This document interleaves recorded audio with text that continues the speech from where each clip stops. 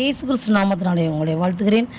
இந்த காணொளியில் வயது முதிர்ந்த பெற்றோர்கள் அவர்களுக்கு சட்டப்படி என்ன சொல்லப்படுகிறது, வேதப்படி என்ன சொல்லப்படுகிறது என்பதை குறித்து தான் நாம் பார்க்க போகிறோம். 2007 மெயின்டெனன்ஸ் வெல்ஃபேர் என்ற சட்டம் வந்திருக்கிறது. செக்ஷன் 27 சொத்து கொடுக்கும்போது என் பிள்ளைகள் என்னை கட்டாயம் பார்க்க வேண்டும் என்று வாசகம் எழுதப்படும் போது அந்த வார்த்தைகளானது மீறப்பட்டால் சொத்து மறுபடியும் பெறப்படும் என்பது அதன் கருத்தாகும். செக்ஷன் 125 மெயின்டெனன்ஸ் கிளைம் பண்ணிக்கலாம். ஆர்டிகல் 21 ரைட் லைஃப் தேவையான மரியாதை மருத்துவ உதவிகள் வயது முதிர்ந்தவர்களுக்கு கண்டிப்பாக கிடைக்க வேண்டும்.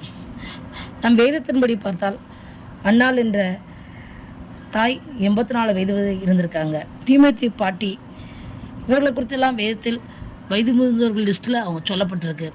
இது குறித்ததான முழுமையான விளக்கங்களை நம் பிரதர் MD ஜெகன் அவர்களும் சிஸ்டர் ஃபெய்த் அவர்களும் இந்த நேர்காணலில் பேசியிருக்கிறார்கள். அது உங்களுக்கு மிகவும் பிரயோஜனமாக இருக்கும். ஆண்டவராகிய இயேசு கிறிஸ்து நாமத்தினாலே மீண்டுமாக இந்த வார்த்தையே வெல்லும் என்கிற நிகழ்ச்சிக்கு உங்களை அன்பாய் வரவேற்கிறோம். இந்த நிகழ்ச்சியினுடைய நோக்கம் இது யாரையும் உயர்த்தி பிடிச்சு யாரையும் தாழ்த்துறது அந்த கான்செப்ட்லாம் இல்லை. அதிகம் பாதிக்கப்பட்டவங்க, பல வருஷ காலங்களாக பின்தங்கப்பட்டவர்களாக வீட்டை விட்டே வெளியே வர்றதுக்கு அனுமதி கிடைக்காம இருந்தவங்களுக்கு வேதம் என்ன சொல்லுது, சட்டம் என்ன சொல்லுது. சட்டம் இப்போ கொண்டு வரப்பட்டது, வேதம் 2000 வருஷத்துக்கு 4000 வருஷத்துக்கு முற்பட்டது.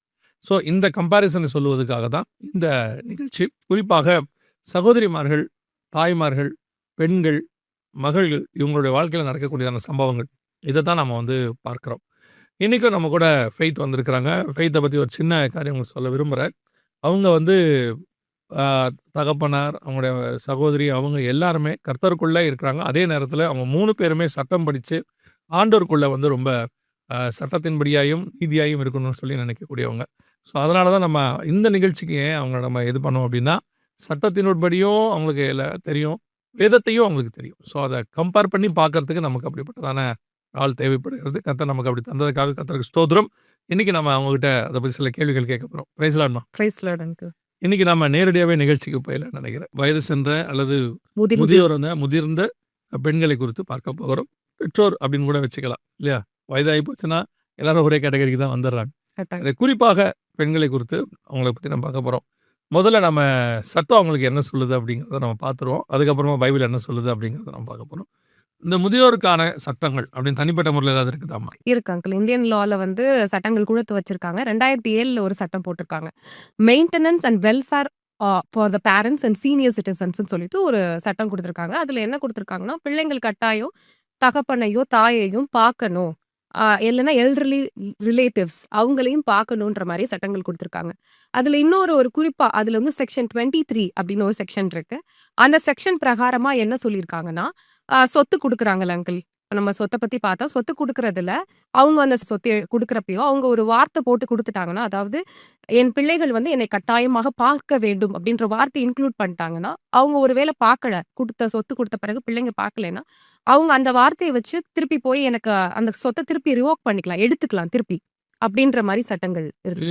இது ஒரு நல்ல விஷயமா அவங்களுக்கு பதிவு பண்ணிடுவோம். நம்ம அந்த சட்ட ரீதியான ஆலோசனை கொடுக்குறவங்களாம் இல்லை. ஆனாலும் எழுதும்போது இந்த பர்டிகுலர் வேர்ட், அதாவது என்னை கடைசி வரைக்கும் என் பிள்ளைகள் பார்க்க வேண்டும்ங்கிற லைனை சேர்த்துட்டிங்கன்னா, ஒருவேளை அவங்க பார்க்காவிட்டாலும் அந்த சொத்தை நீங்கள் மீண்டும் மீட்டுக் கொள்வதற்கு வாய்ப்பு இருக்குது. அப்படிதானையா? அந்த லைன் இல்லாவிட்டால் நம்ம ஒன்றும் செய்ய முடியாது. அது இருந்துட்டா பண்ணிக்கலாம். அப்போது உயில், சொத்து இதெல்லாம் வேணால் சட்டத்தின்படி நம்ம பேசிக்கிட்டு இருக்கிறோம். வேதத்தின்படி பின்னாடி பேசலாம். நம்ம சொல்லுங்க. அடுத்து கோட் ஆஃப் கிரிமினல் ப்ரொசீஜர் கோட்னு ஒன்று இருக்கு. அதுல செக்ஷன் 125 என்ன சொல்ல வராங்கன்னா, அவங்க மெயின்டெனன்ஸ் வாங்கிக்கலாம் ரிகார்ட்லெஸ் ஆஃப் ரிலிஜன். நம்ம ஒவ்வொரு ரிலிஜனுக்கும் ஒவ்வொரு மாதிரியான ஆக்ட்ஸ் எல்லாம் கொடுத்துருப்பாங்க, மேரேஜ் ஆக்ட் எல்லாமே. ஸோ இவங்க மெயின்டெனன்ஸ் கூட கிளைம் பண்ணிக்கலாம் ஒரு சிச்சுவேஷன்ல அப்படின்ற மாதிரி ஒரு லா இருக்கு. பிள்ளைங்கிட்ட ஆமா, பிள்ளைங்கிட்ட இருந்து பிள்ளைங்க மெயின்டைன் பண்ணணும். மெயின்டைன் பண்ண எப்படி ஒரு ஒய்ஃப் டிவோர்ஸ் வாங்கிட்டு போனாங்கன்னா, மியூச்சுவல் டிவோர்ஸ் வாங்கினாங்கன்னா மெயின்டெனன்ஸ் கொடுக்குற மாதிரி பேரண்ட்ஸ்க்கும் மெயின்டெனன்ஸ் கொடுக்கணும் அப்படின்ற மாதிரி ஒரு சட்டங்கள் இருக்கு. பரவாயில்ல, இது ரொம்ப ஆச்சரியமான ஒரு விஷயம் தான். ஆனால் எனக்கு என்னன்னா, இதெல்லாம் சட்டம் போடாமே செய்ய வேண்டிய ஒரு விஷயம் இல்லையா? அப்பா அம்மாவை பார்த்துக்கொள்ள வேண்டியது, மெயின்டைன் பண்ண வேண்டியது, இது எல்லாமே சட்டம் போடாமல் அவர்களாக இருந்து செய்ய வேண்டியதுன்னு ஒரு காரியம். சரி, வேற என்னம்மா இவங்களுக்கு இந்த காரியங்கள் சொல்லப்படுது? நம்ம எப்பயும் பார்க்குறது போல கான்ஸ்டியூஷன்ல ஆர்டிகல் 21 சொல்லுவோம், ரைட் டு லைஃப்னு சொல்லுவாங்க, அண்ட் பர்சனல் லிபர்ட்டின்னு. அதுல வந்து சீனியர் சிட்டிசன்ஸ்க்கு வந்து ஹியூமன் டிக்னிட்டியோடையும், ப்ராப்பர் ஹெல்த் கேரும் அவங்களுக்கு கட்டாயம் கிடைக்கணும்னு சொல்லி ஆர்டிகிள் 21ல சொல்லியிருக்காங்க. அவங்களுக்கு தேவையான மரியாதை ம். இடமும், அதே நேரத்துல மருத்துவ உதவிகளும் அவங்களுக்கு ஹெல்த் கண்டிப்பா கிடைக்கப்பட வேண்டும். ஆர்டிகிள் 21 சொல்லுது இல்லையா? ஆமா. ஓகே. ஆ. ஸோ இந்த மாதிரி சட்டங்கள் வந்து முதியோர்களுக்கு ரொம்ப பாதுகாப்பாக அவங்கள கவனிச்சு போட்டிருக்கு. நான் எப்பவுமே நான் சொல்ற மாரி தான். இதெல்லாம் இல்லாம இருந்ததுனால தான் சட்டம்னு ஒண்ணு இயற்றி செய்ய வச்சிருக்கிறாங்க இல்லையா? கட்டாயம். அது நீங்க ஒரு அரசாங்கத்துல நீங்க சாதாரணமா எடுத்து பாருங்களேன். ஒரு பஸ்ல போனா கூட சீனியர் சிட்டிசனுன்னு ஒரு சீட் ஒண்ணு வச்சிருப்பாங்க. கட்டாயம். அவங்க உட்காரணும்னு சொல்லி வச்சிருப்பாங்க. அதே மாதிரி ஒரு இதுல வேலைய முடிச்சுட்டீங்க, கவர்மெண்ட் வேலைய முடிச்சுட்டீங்கன்னா, அவங்க சீனியர் சிட்டிசன் ஆயிட்டாங்கன்னா, 58, 60 ஆயிட்டாங்கன்னா, அவங்களுக்கு சாகுற வரைக்கும் பென்ஷன் குடுக்கணுங்கிற ஒரு கான்செப்ட் ஒண்ணு இருக்கு. ஸோ இது எல்லாமே நமக்கு என்ன ஒண்ணு சொல்லுதுன்னா, ஒரு சீனியர் சிட்டிசன் ஆயிட்டாங்க, வயது சென்றவர்கள் ஆயிட்டாங்கன்னா, அவங்கள பராமரிச்சு அவங்க போகிற வரைக்கும் அவங்க பாதுகாப்பா இருக்கணுங்கிற அந்த கரிசனை வந்து அரசாங்கம் தொடங்கி, சட்டம் தொடங்கி, வீட்ல இருக்கிற பிள்ளைகள் வரைக்கும் இருக்கணுங்கிறத இது காட்டுது. கட்டாயம். இல்லையா? எனக்கு ஒரு ஒரு சம்பவம் ஞாபகத்துக்கு வருதுமா. என்ன அப்டின்னா, கொரோனா பீரியட்ல உலகம் முழுக்க மிகப்பெரியதான ஒரு மரணம் இருந்துச்சு. எல்லா பக்கமும் நடந்தது. நடந்தபோது அ அப்போ இங்கிலாந்துக்கு பிரதமரா இருந்தவர் வந்து போரிஸ் ஜான்சன் அப்படின்னு ஒருத்தர் இருந்தார். அவர் சொன்னது எனக்கு இன்னுமே ஞாபகத்துல இருக்கு. அவரு என்ன ஸ்டேட்மெண்ட் சொன்னாருன்னா, கொரோனாவுல அதிகமான உயிர் சேதம் நடந்துகிட்டே இருக்கு. அப்போ அவர் சொன்னாரு, எனக்கு வந்து இப்போ வந்து இளைஞர்களையும், குழந்தைகளையும், பெண்களையும் காப்பாற்ற வேண்டியது பிரதானம். முதியோரை பத்தி நான் இப்ப கவலைப்பட முடியாது அப்படின்னாரு. அபோவ் 60, 70 நான் என்ன செய்ய முடியாது. இப்போ கான்சன்ட்ரேட் பண்ண முடியாது. எனக்கு பிரதானம் அவங்கள காப்பாத்த வேண்டியது. அவங்களுடைய உயிர 2ஆம் பட்சமாக மாத்துச்சு அது. அதாவது முதியோர் இருந்தா என்ன? போனா என்ன? முதல்ல இவங்கள காப்பாத்திருவோம் அப்படின்னு சொல்லிட்டு. அப்போ அந்த முதியோர் என்பது நம்முடைய வியூல எப்பவுமே ஒரு செகண்டரியா. அதாவது ஆ முதல்ல இவங்களுக்கு ஒரு பிரெஃபரன்ஸ். அதுக்கப்புறம் இவங்கள பார்த்துக்கலாம் அப்படின்னு. இது வந்து அவர் வெளிப்படையா சொல்லிட்டாரு. ஆனா நீங்க கவனிச்சு பார்த்தீங்கன்னு சொன்னா, இதுதான் ஒவ்வொரு வீட்லயுமே இருக்கும். அவர் சொன்னாரு, இவங்க சொல்லாம செய்வாங்க அந்த வீட்ல. உண்மதான். இல்லையா? ஒரு ஏஜ் ஆக ஆக ஆக ஆட்டோமேட்டிக்காக அந்த முதியோருக்கான இம்பார்ட்டன்ஸ் குறையறதுங்கிறது இயல்பு. நம்ம எந்த ஒரு விஷயமே ஒரு புது பொருள் வந்துச்சுன்னா, பழைய பொருள் கொஞ்சம் யூசேஜ் குறையும். அது நார்மல். ஆனா, இக்னோரன்ஸ்ன்னு ஒண்ணு இருக்குல்ல. அவங்கள ஒரு மரியாதையே இல்ல. அவங்கள விசாரிக்கிறது இல்ல, கவனிக்கிறது இல்ல. அவங்கள ஒரு பொருட்டாவே நினைக்காம, அவங்களும் அந்த கட்டிலு, அந்த சோஃபா மாரி அப்படி ஓரத்துல இருக்கவங்கலாம் நினைக்கக்கூடியதான வீடுகள் நெறைய இருக்கு இன்னைக்கு. கட்டாயம். இல்லையா? இதுதான் முதியோருக்கு கொடுக்கப்படுகிறதான இம்பார்ட்டன்ஸ் இன்னைக்கு. இது வந்து அ மேல் நாட்டுக்கும், அதாவது வெஸ்டர்ன் கண்ட்ரீஸ்க்கும் நமக்கும் சில மாறுபாடு ஆகுது. கட்டாயம். எப்படி மாறுபாடு ஆகுது அப்படின்னு கேட்டீங்கன்னா, அவங்க வந்து ஒரு ஒரு சின்ன தாட் ஒண்ணு அவங்களுக்கு இருக்கு. நான் அத சரின்னு சொல்றதா, தப்புன்னு சொல்றதான்னு தெரியல. ஆனா அவங்க என்ன செய்றாங்க அப்படின்னா, அவங்க வேலை பார்த்துக்கிட்டு இருக்கும்போதே, ஒரு ஓல்ட் ஏஜ் ஹோமுக்கு என்ன பண்றாங்க, தங்க சம்பளத்துலருந்து ஒண்ணு குடுத்துக்கிட்டே வராங்க. இங்க இன்சூரன்ஸ்ன்னு ஒண்ணு போடுறாங்க இல்லையா? அந்த மாதிரி அவங்க என்ன பண்றாங்க, ஒரு ஓல்ட் ஏஜ் ஹோம அவங்க ஏரியால ரெடி பண்ணிக்கிறாங்க. அதுக்கு குடுத்துக்கிட்டே வராங்க. கரெக்ட்டா ஒரு 60, 70 ஆன உடனே அந்த ஹோம்ல போய் இவங்க சேர்ந்துடுறாங்க இவங்களே. சாகுற வரைக்கும் அந்த ஹோம் அவங்கள பார்த்துக்குது. கட்டாயம். மரிச்ச உடனே அந்த ஹோம்ல உள்ளவங்கள எடுத்து அவங்கள அடக்கம் பண்ணிடுறாங்க. சொந்தக்காரங்களுக்கு இன்ஃபார்ம் பண்ணிருவாங்க. இத வந்து ஒரு ப்ரொசீஜரா செய்றாங்க அவங்க. எதுக்காக அப்படின்னு கேட்டா, சாகுற வரைக்கும் என்ன பராமரிக்கிறதுக்கு யாரோ ஒருத்தர் வேணும். ஏதோ ஒண்ணு வேணும் அப்படிங்கிறதான ஒரு ஒரு எண்ணம் ஒண்ணு வருது.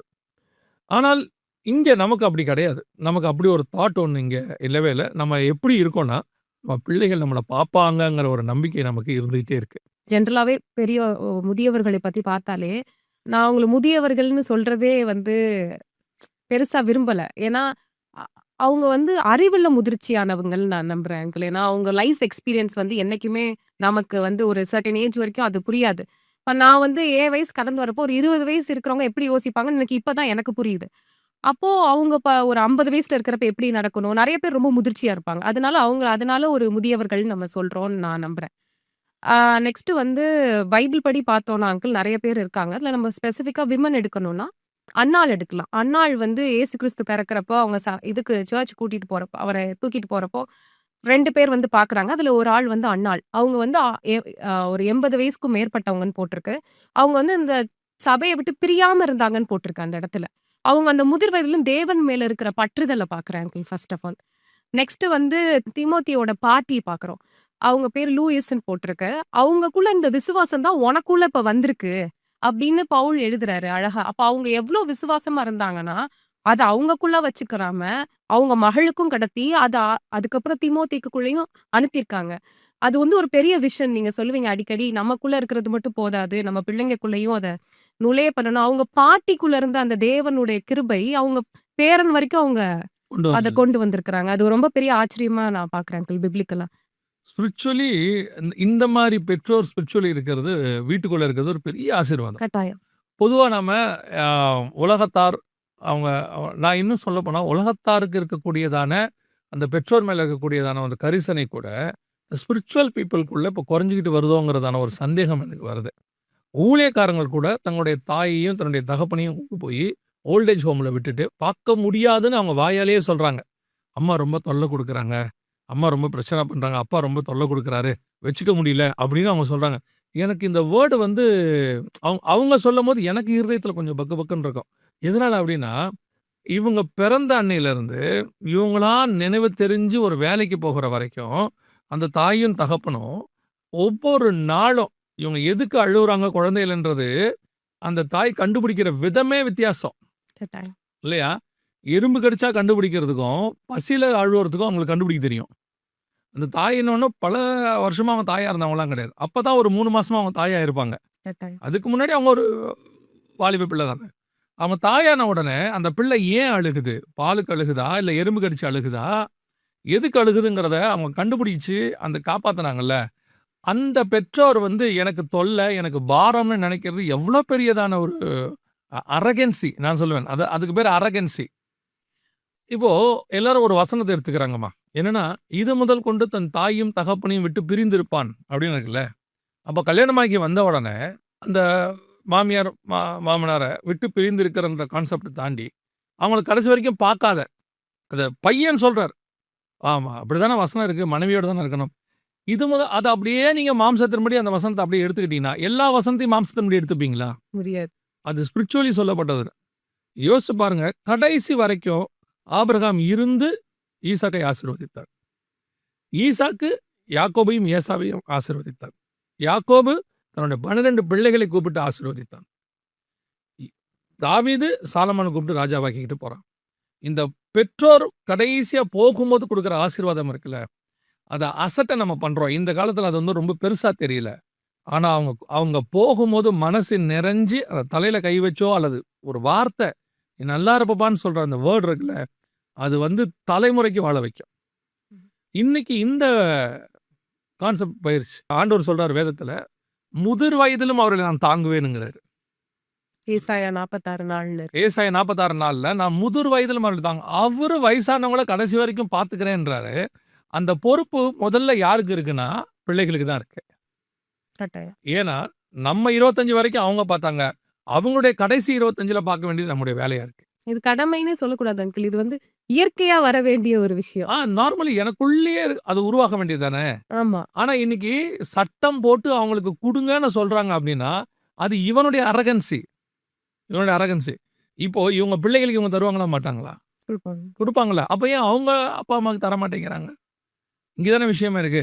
அதான் நான் என்ன சொல்றேன், இந்த பெற்றோர் இவங்க வந்து வீட்டுக்குள்ள ஒரு மூலையில இருக்கிறாங்க அப்படின்ற ஒரு கான்செப்ட் கிடையாது. நீங்க நல்லா கவனிச்சு பார்த்தீங்கன்னா, இந்த பூட்டு வீட்டுக்குள்ள ஏதோ ஒரு ஓரத்துல தான் இருக்கும். வெளிய போம்போது தான் எடுத்து நம்ம அத பூட்டுவோம். அதுலலாம் மேக்ஸிமம் அந்த பூட்ட வந்து நம்ம என்ன செய்ய மாட்டோம், யோசிக்க மாட்டோம். அத பத்தி நம்ம கவலைப்பட மாட்டோம். அது ஒரு இடத்துல தொங்கிட்டு தான் இருக்கும். ஆனா, அந்த பூட்டு தான் மொத்த வீட்டையும் பாதுகாக்கும். நான் சொல்லுவேன், ஏதோ ஒரு மூலையில வந்து உட்காந்துக்கிட்டு அவங்க அப்பா, அம்மா பண்ற ஸ்தோத்திரம் இருக்குல்ல, கண்டிப்பா. அவங்க வாய் திறந்து சொல்றாங்களோ இல்லையோ, இருதயத்துல என் பிள்ளைய ஆசீர்வதிங்கப்பான்னு சொல்றாங்கல்ல, அந்த ஆசீர்வாதம் அப்படியே தலை மேல நிக்கும். இந்த அன்னாள் பார்த்தீங்கன்னா, நீங்க சொன்னீங்களே, இரவும் பகலும் உபவாசித்துன்னு இருக்கும். அந்த ஏஜ் ஆஃப் 80 ம். இரவும் பகலும் உபவாசித்து. அந்த உபவாசித்து அவங்க என்ன ஜெபம் பண்ணியிருப்பாங்க? இஸ்ரவேலுக்காக அவங்க ஜெபம் பண்ணியிருக்கிறாங்க. ரட்சகர் வரணும். ரட்சகர் வரணும்னு. அப்போ அந்த அந்த அந்த ஜெபம். அப்ப இன்னைக்கு நாம ஏன் பெற்றோர் அப்படி எடுத்துக்கிறோம்? இன்னைக்கு நம்ம ஏன் பெற்றோர் அப்படி பார்க்குறோம்? ஏன் பாரமா நினைக்கிறோம்? அதுவும் வயது சென்ற பெற்றோர், முதிர் வயது. அப்பா, அம்மாவுக்கு மாத்திரை வாங்கி கொடுக்காத பிள்ளைகள் எத்தனை பேர் இருக்காங்க இன்னைக்கு? இல்லையா? ஒரு சம்பவம் கேள்விப்பட்டோமா, வள்ளியூர் பக்கத்துல, திருநெல்வேலி சைடுல. அங்க ஒரு வயதானவங்களுடையதான இல்லம் இருக்குது, ஓல்டேஜ் ஹோம் சொல்லுவாங்க. அங்கே போயிருந்தபோது அங்கே ஒவ்வொருத்தருக்கு பின்னாடி ஒரு கதை இருக்குமா, அவங்க லைஃப்பில் நடந்தது. அவங்களோட உட்காந்து ஒரு 1 மணி நேரம் பேசுகிறதுக்கு வாய்ப்பு கிடச்சிச்சு. அப்போது அங்கே ஒரு தாயார் வந்து கொஞ்சம் புத்தி சுவாதீனம் இல்லாமல் இருக்காங்க, பேதலிச்சு போய். ஏன் அவங்க அப்படி ஆனாங்கன்னு அங்கே உள்ளவங்களை கேட்கும்போது அவங்க சொன்ன அந்த சம்பவம் என்னை வந்து கிட்டத்தட்ட 10 வருஷம் ஆச்சு, இன்னும் என் இருதயத்தில் ஓடிட்டே இருக்கு. இப்போ அந்த தாயார் உயிரோடு இருக்காங்களோ இல்லையோ தெரியாது, ஆனால் மைண்டில் ஓடுது. என்னென்னா, அந்த ஏரியாவில் இருக்கிற அந்த சைடில் போகிற ஒரு டோல்கேட், ஒரு பையன் அம்மாவை கூப்பிட்டு வந்திருக்கான். கூட்டிகிட்டு வந்துட்டு டோல்கேட் தாண்டி, அம்மா நீங்கள் எதாவது ரெஸ்ட் ரூம் போகிறீங்களான்னு கேட்டிருக்கான். ஆமாப்பான்னு இறங்கியிருக்காங்க. அந்த டோல்கேட் ரெஸ்ட் ரூமில் போயிட்டு வரத்துக்குள்ளே பையன் விட்டுட்டு போயிட்டான், கார் எடுத்துகிட்டு போயிட்டான். அந்த அம்மாவால் அந்த அந்த அந்த செகண்ட் பையன் விட்டுட்டு போயிட்டான்றதுலேயே அந்த அம்மாவுடைய புத்தி பேதலிச்சிருச்சு. அந்த அம்மாவால் சொல்லவே தெரியல. ஒன்றே ஒன்று தான் அந்த அம்மா திருப்பி திருப்பி சொல்லிகிட்டே இருக்காங்களாம், என் பையன் விட்டுட்டு போயிட்டான், என் பையன் விட்டுட்டு போயிட்டான்னு. இவர்கள் எப்படி நல்லா இருப்பாங்க லைஃப்பில்? இருக்க முடியாது. எப்படி ஆசீர்வாதமாக இருக்க முடியும்? இவங்க சம்பாதிக்கட்டும், இவங்க என்ன வேணாலும் பண்ணட்டும், பிள்ளைகள் நல்லா படிக்க வச்சு பிள்ளைங்க அமெரிக்காவில் இருக்கட்டும், பிள்ளைகள் அமெரிக்காவில் இருக்கும், இங்கே அனாதையாக சாவரம் எத்தனையோ பேர் இருக்கான். கட்டாயம். நான் பார்த்துருக்கேன். அது பிள்ளைகள் அமெரிக்காவில் சம்பாதிக்கிறது எல்லாம் இருக்குது, ஆனால் தாய் தகப்பனுடைய மரணத்துக்கு கூட வரமாட்டேங்குது, வர முடியாத சூழ்நிலை ஆகுது. இதுக்கு பேர் அனாதை பணம். சொந்த வீட்டில் அனாதையாக சாவரவங்க இவன் எல்லாரும். அந்த மாதிரி எத்தனையோ பேரை பார்க்க முடியுது. நான் இந்த நிகழ்ச்சி வாயிலாக எல்லோருக்கும் சொல்ல விரும்புகிறது, வீட்டில் இருக்கிற பெற்றோரை கடைசி வரைக்கும் நல்லபடியாக அனுப்பி வச்சுருங்க, அதுதான் உங்களுக்கு நல்லது. இல்லைனா சில அப்பா அம்மா அரகன்சியாக இருக்காங்க. நான் அப்போ கூட என்ன சொல்லுவேன்னா, அவர்கள் அந்த ஏஜில் அப்படி ஆகுறாங்க. ஒரு ஏஜில் நமக்கு ஒவ்வொன்று இருக்கும். இப்போ நீங்கள் குழந்தையாக இருக்கும் போது ஒரு விதமாக இருப்பீங்க, வாலிபப்பிராயம் ஆகும்போது வீட்டில் அடங்க மாட்டோம், வேலையை பாருங்க அப்படின்ட்டு போயிட்டே இருப்போம். இந்த குழந்தையாக இருக்கும்போது நம்மளை அட்ஜஸ்ட் பண்ணவங்க இப்படி ஆகும்போது அட்ஜஸ்ட் பண்ணிக்கிறாங்க. அதுக்கப்புறம் ஒரு கல்யாண ஏஜ் வரும்போது அவங்கள ஏதோ திருமணம் பண்ணி வைக்கிறாங்க, எல்லாம் பண்ணி வைக்கிறாங்க. அதுக்கப்புறம் மனைவி வந்த பிறகு வர மாற்றத்தையும் அவங்க அக்செப்ட் பண்ணிக்கிறாங்க. இவ்வளோ நம்மக்கிட்ட அக்செப்ட் பண்ணுறாங்க. ஏஜ் ஆகும்போது அவங்களுக்குள்ள சில மாற்றம் வருது. நான் சொல்கிறது ஆட்டிடியூடில் எல்லாத்துலேயும் மாற்றம் வருது. அதை ஏன் நம்மளால் அட்ஜஸ்ட் பண்ண முடியல? கட்டாயம். அட்ஜஸ்ட் பண்ணணும். அட்ஜஸ்ட் பண்ணி அவங்கள கடைசி வரைக்கும் நல்லபடியாக கொண்டு போய் அனுப்பி வைக்கணும். அவங்க கூட நிறைய நேரம் செலவிடணும் அங்கிள். கட்டாயம். நான் என்ன சொல்கிறேன், நிறைய நேரம் உங்களால் முடியல, யூ ஆர் பிஸியாகவே இருக்குங்க. ஒரு 5 to 10 மினிட்ஸ் அவங்க அதை எதிர்பார்க்குறாங்க. அவங்களோட எக்ஸ்பெக்டேஷனே அவ்வளோதாம்மா. ஒரு 60-70 வயசுக்கு மேலே அவங்க என்ன நகை கேட்க போகிறாங்களா, இல்லை என்னை கொண்டு போயிட்டு துபாய் காட்டு, கலிஃபோர்னியா காட்டுன்னு கேட்க போகிறாங்களா, இல்லை ஒரு 65 வயசுக்கு மேலே எனக்கு வந்துட்டு அங்கே இருக்கிற சாப்பாடு வாங்கி கொடு, இங்கே இருக்கிற சாப்பாடு வாங்கி கொடு, அவங்கள கஷ்டப்படுத்த போகிறாங்களா, இல்லை எனக்கு பட்டு போட எதுவுமே செய்ய முடியாது. அவங்க பார்த்தீங்கன்னா ஒரு சாதா ட்ரெஸ்ஸை போட்டு அந்த சோஃபாவில் மூலையிலே உட்காந்துருப்பாங்க, நடக்க கூட முடியாது. அவங்க என்ன எக்ஸ்பெக்ட் பண்ண போகிறாங்க நம்மக்கிட்ட? 10-15 நிமிஷம் பேச. அந்த 10-15 நிமிஷம். அதாவது இது நடந்த சம்பவம், நாங்கள் ஒரு வண்டி வாங்கினோம், கார் வாங்கினோம். எங்கள் அம்மாவால் வந்து படிக்கட்டு இறங்க முடியாது, ஃபஸ்ட் ஃப்ளோரில் இருந்தோம், இறங்க முடியாது, கால் இதாகிடுச்சு. அப்போது வண்டி வாங்கின பிறகு நாங்கள் வண்டி கீழே நிற்கும், ரோட்டில் தான் நிற்கும். எங்கள் அம்மா வந்து ஒரு நாள் இப்படி கேட்டாங்க, இந்த வண்டியை நான் பார்க்கவே இல்லை, பார்க்கறனால எல்லாரும் ஏறிட்டீங்க, நான் ஏறவே இல்லைன்னாங்க. எனக்கு ரொம்ப மனசு கஷ்டமாயிட்டு.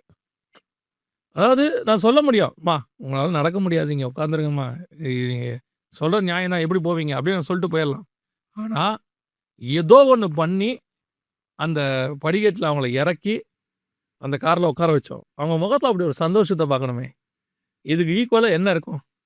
வேறு ஒன்றுமே இருக்காது. இதுதான் சொல்கிறேன், சட்டம் போட்டு சட்டம் வந்து உங்கள் அம்மாவை பாரு, உங்கள் அப்பாவை பாருன்னு சொல்கிறத விட நீயே பார்க்கணும்.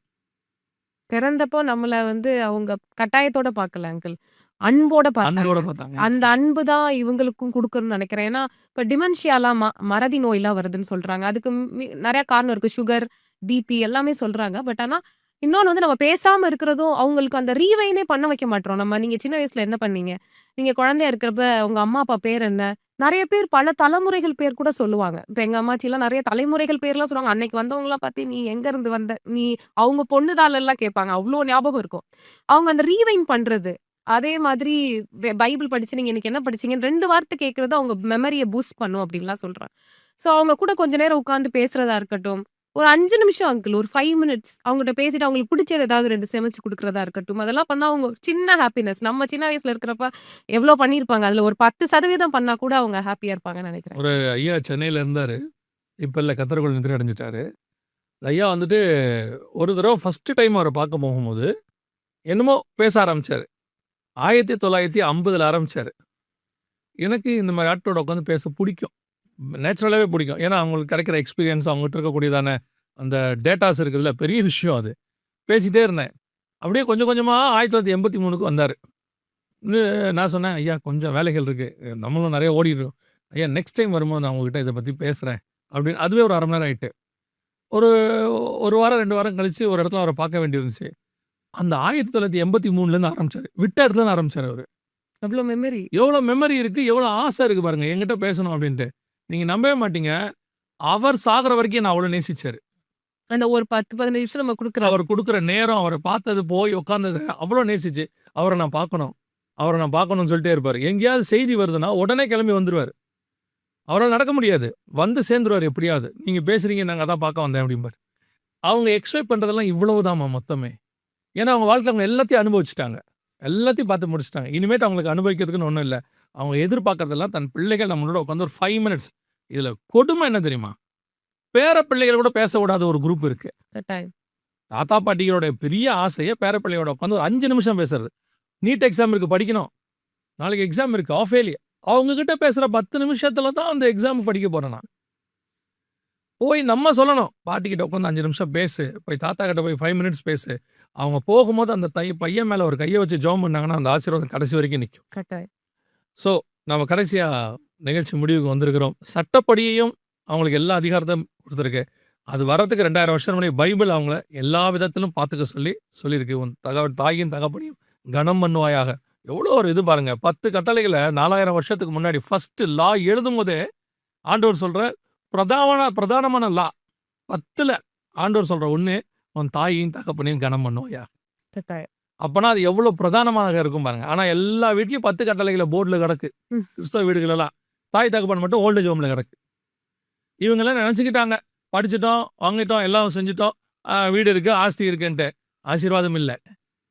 ஆசீர்வாதம் இல்லாமல் எல்லாம் போயிட்டு கிடக்கு. சரி, கடைசியாய் நாங்கள் இவ்வளோ உங்களுக்கு சொல்ல விரும்புவது ஒன்று, உங்கள் வீட்டுக்குள்ளே நீங்கள் மதிக்காமல், உங்களால் கேட்பாரற்று, உங்களால் உதாசனப்படுத்தப்பட்டு 2 ஜீவன் இருக்கும், உன் தாயின் தகப்பனையும். தயவு செய்து அவங்ககிட்ட போய் உட்காந்து ஒரு 5 மினிட்ஸ் பேசுங்க. அது தவிர வேறு ஒன்றுமே நீங்கள் செய்ய வேண்டாம். உங்கள் பிள்ளைகளை பேச விடுங்க. உங்கள் குடும்பம் எவ்வளோ ஆசீர்வாதமாக இருக்குன்றதை அதுக்கப்புறம் பாருங்கள். கர்த்தருக்கு சித்தமானால் இன்னொரு வார்த்தையை வெல்லும் நிகழ்ச்சி வழியாக உங்களை சந்திக்கிறோம். God bless you. Praise the Lord.